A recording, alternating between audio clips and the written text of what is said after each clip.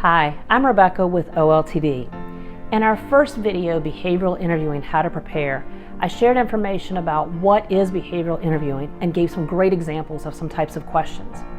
In part 2 of this series, we're going to actually focus on how can we better be prepared for an upcoming interview. Did you know that research shows that the top 3 behavioral interviewing types of mistakes that often occur are, number 1, not being prepared for the types of questions that are going to be asked. Secondly, being very vague or general in our responses that we give. And lastly, not fully answering the question.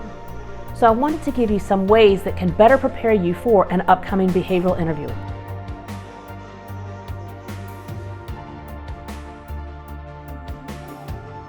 So the first step that you're going to want to do is know your skills and anticipate the types of skills, both technical and interpersonal, that the job might require. The second step you're going to want to do is analyze those skills that might be needed for the job. For example, if you see that the job is going to require someone to be very customer focused and maybe have some project management and analytical types of skills, then you're going to want to focus your stories around those areas so that you can demonstrate those skills that you've shown before.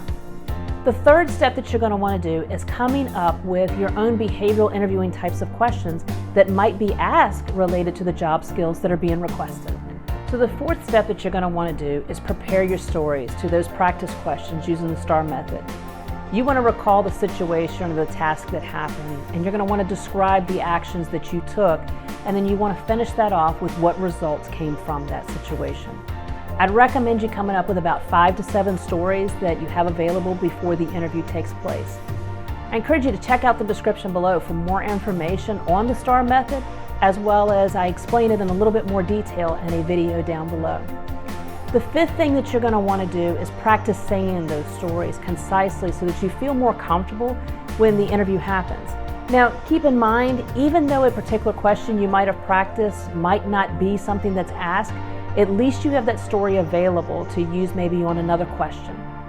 And lastly, do not wait until a few days before the interview to coming up with your practice questions and your stories.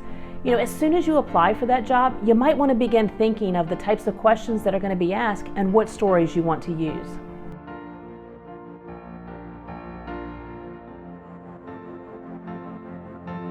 It's more about for the interviewer to simply try to understand how you have behaved in the past related to those situations, which is also going to let them know how you're going to respond to future situations that might happen. How you respond is going to determine if you are the best fit for that position.